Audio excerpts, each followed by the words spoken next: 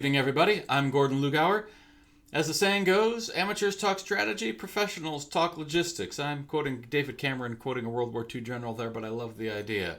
Means that if you're just thinking about grand ideas, no matter how elaborate they are, unless you can execute them, it's still kind of an amateur way to approach it. I want to be a professional. I happen to live in a democracy, and that means that I care a lot about the big structural issues that relate to our society and our governance. And I'm supposed to have a say in that. I'm a citizen. I'm supposed to be able to be informed about that. So I want to do so as a professional. So I want to talk about not grand strategies, not idealism, but logistics. What can we actually get done? Today, in this first installment of what I'm hoping will be a series called Professionals Talk Logistics, we're going to talk about opinions, facts, misinformation a little bit, and how to tell the difference between them. All right. So we're going to do this in three and a half steps. Okay, so first, my premise. My premise is that facts are critical to a democracy, right? Truth is what truth and facts, similar things, right? But facts are what drive a democracy. More importantly, lies destroy a democracy, okay? So that means that we, the people, need to be exposed to facts in which to base our decisions. That doesn't mean that facts to the exclusion of opinion, okay? But opinion masquerading as fact, that is terrible. Okay, so if facts are critical, lies are terrible to a democracy. I mean, lies are great to authoritarianism, right? Who cares about facts? You can just make them up, right? But to a democracy, facts are critical, lies are terrible. An opinion is not bad, but if that opinion is masquerading as a fact, that is deception, that's a lie, okay? So what we really need to do here, so that's my premise, and the further supposition of that is that increasingly we as a society are consuming opinions as if they were facts. Unintentionally in many cases, I believe. Now, I think that the consumption is unintentional. The production, I don't know, that may be intentional. I don't know about that. I mean, I have a suspicion. So the conspiracy theory in me says that it's intentional, but I don't know that that's really the case. It just could be what sells. Regardless, we don't have to worry about conspiracy theories. What we know is that facts are required for a democracy. Opinions are fine, but an opinion masquerading as a fact is a lie, and lies destroy democracy. So my idea today is a system for being able to tell facts from opinions. Okay, so let's get started. I'm going to do this in three and a half parts. The first part is technical. A citation repository. So something it's 2020, like we have technology. So let's create a repository for citations. Here's what I'm talking about. A news entity wants to publish a story. Any entity, really anybody, wants to publish a story, a little bit of content, whatever it might be. And they want to be able to show that they have cited their sources. Okay, they are attempting to convey fact. The facts might turn out to be wrong, but they are showing their work. So the first part to this, and I said repository. Let's that would be required. But the first part of this is a credential. All right, so a citation credential. You can produce a set of content and obtain a credential that you can tag to that piece of content saying, hey, I've shown my work. Okay, so it's not just enough to show your work in the article. That's all great, or a piece of content. That's great. You can certainly do that. But what we want here is have this repository that is centralized, searchable, with a protocol that is published and known, where if you upload your citations to this citation repository, it can then issue you back a credential that you can tag to your content. All right. So totally optional. You're not required to participate. If you do, you can get a credential. Then this repository is not actually checking your work. All right. The checking of the work can be crowdsourced. Okay. Again, it's fully searchable. It's totally public. Crowdsource can then go ahead and search your content. If someone finds that your content is factually wrong, they can then send an error report to the citation repository that can then validate the error report and accept or reject it. If it turns out that it is an error, then it can revoke your credential. Seems like a job for blockchain, but who knows? Regardless, this is all something that's technical. It is a combination of actual technology, code, and the like, and written protocols. But we know how to do these things. This is totally obtainable. Again, could solve this with a little piece of blockchain, but you don't have to. There's other ways to do it, right? Whatever. But this allows a given content provider of their own accord to upload their citations that they might have had at the end of their article anyway, put it into this known location, obtain a credential. They can put that credential on their content, and again, it could be a badge, could also be a bit of text, a thing you could say at the beginning of your newscast if that's what it was, something along the lines of, the following program has a citation credential. Citations can be found at the Citation Repository, reference ABCD. Okay, so that's the technical piece. An ability to opt in to obtain a credential in a way that can be an open standard protocol. I said open standard there, but a known protocol. It's not necessarily an open standard, but it could be. But a known protocol that anybody can search with an error reporting mechanism and a revocation process. Great. Okay, that's part one. Now we have a repository that's searchable and a credential to tag the content. This in and of itself is a huge win. This means that we, the people, when we are looking at content, we can tell whether something is that they've shown their work. It might be wrong. This is not truth verification. This is saying that these people have shown their work, they have cited their facts, and we can go and then we know that there's a central place that we can look up their sources if that's what we want to do. And if it turns out that the facts they've cited are wrong, that it can be cleaned up and then fixed going forward. That's all we're talking about, okay? This is not a cudgel to beat people over the head with. It's a way to opt in and say, hey, look, we're showing our work. Great, okay. Step two is a combination of regulation and law. All right. On the law portion, it is that you can't display a credential unless you actually have it. All right. Otherwise, anybody could just throw this, the following program has a citation credential. Martians have landed on Mars and they are building a ray gun, and oh my God, right? That needs to have teeth, right? So you can't add this this credential unless you actually have it, and that needs to have teeth in the United States. Probably would have to be able to be applied to the likes of YouTube and Facebook and the like, such that if a foreign entity posted something in the States falsely attaching a credential to it, that it could still be taken down, right? So there's a whole mechanism that needs to happen there, but basically it's saying the credential has meaning. You can't just put it on there. So that's the law.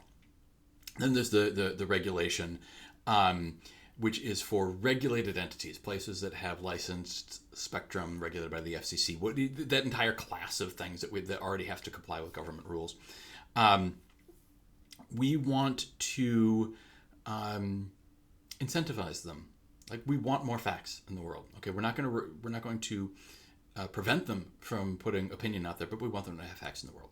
So this is kind of the half portion here. There should be some incentive for those entities, the networks, etc., to put more credentialed, cited content into existence and show their work. Okay, I'll come to that a little bit more at the end, I think. We'll see. All right. So now this is really just kind of reinforcing step one. Like, we have content that's in existence, has a credential. We know that it's good. Let's come to step three. This is where things get really interesting. And again, this applies not to everybody. So the first part, totally opt in. Anybody can opt in. Our regulated networks can opt in. They don't have to. Totally optional. Third part applies only to the regulated entities. Again, things that have licensed spectrum through the FCC, etc. And so this becomes a requirement, but only for them. And that is that any content that is not credentialed needs to be identified as fiction or opinion for entertainment. Okay?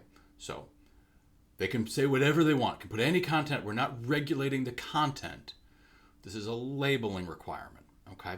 So, for example, the following content is a work of fiction and or opinion. Oh, I'm sorry, there's two parts to this. So one is that it should identify the content as fiction, opinion, for entertainment. Two, I'm a little fuzzy on this one. I would like it to direct people to a source of credentialed content, but maybe I'm going a little too cutesy there. So, for example, the following content is a work of fiction and or opinion offered for entertainment only. For fact-based news with citations, please watch our News at 9 or NPR. All right, so can reference something on their own network, but should also reference some other network, right? Whatever.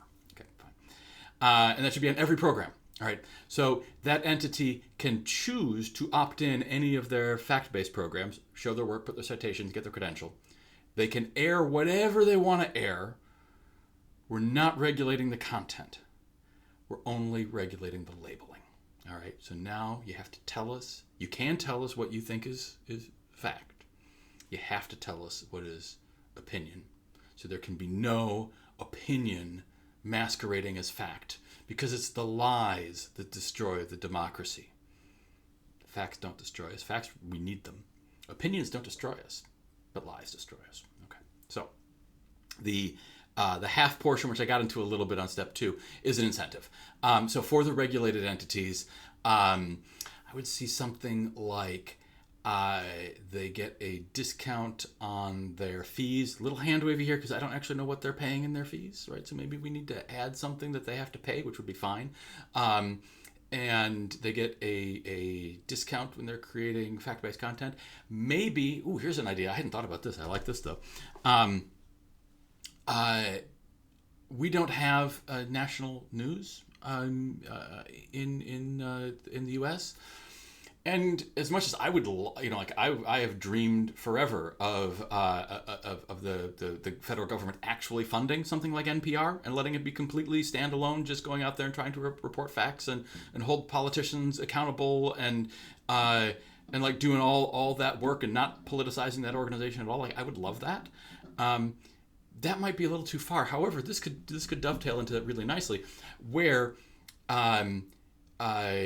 instead of discounting the regulated entities, you simply pay entities to produce cited content, right? You could create a line item in the budget, and it could be paid out based on the credentialed content and some amount of consumption. So views, popularity, some metric. There's a way to do that. I mean, I'm a little hand wavy here because I'm just coming up with the idea. But that would be a way that we as a society, through our federal government, could be saying we value facts, we value people showing their work, but we also value independence, and we don't want to have this big overarching centralized entity like we couldn't have the BBC here, right? I love the BBC, but we couldn't have that here. That's not the way our culture is. So we simply create this mechanism where anybody can go out and create fact-based reporting, show their work, and if they have an audience for it, they get paid, right? Oh, wow! There you are. So anyway, so that's now 3.5 steps where that other step starts to roll into some other problem. Right. Remember, the goal is that we, the people, need to have a say in our government. To do that, we need to be informed. We need to be informed by facts. Facts sustain us. Lies will destroy us. Identifying the facts is what we need to be able to do here. And what we need to particularly be able to do is to not allow the opinions to masquerade as facts, because that's a lie, and lies destroy us. We do this in 3 ways. First part is technical. We need to issue credentials to people who have shown their work, and we create the repository in a way that they can show that work that can be crowdsourced on the checking and revoked when things turn out to be wrong, right? So show your work, upload it, get a credential. Anybody can check it. Turns out to be bad, kick it on back, lose a credential, right?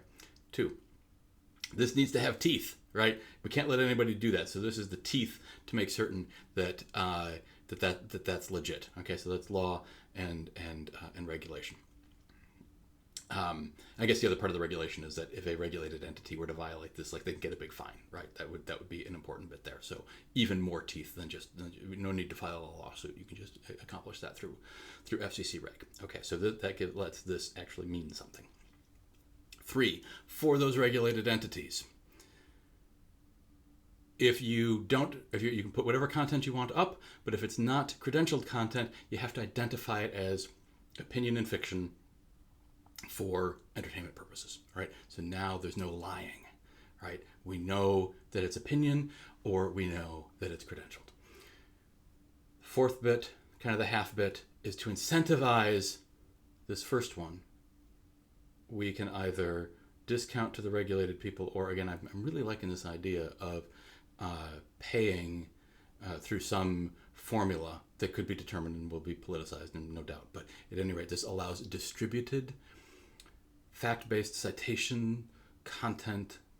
It could be journalism, but it probably doesn't need to go that far. But anyways, showing your work to get the content out there, such that we as society have a ready set of sources that we know is going to be fact, and we know when it's opinion, right? And that could support this entire ecosystem in ways that are bottom-driven, right? It's not top-down.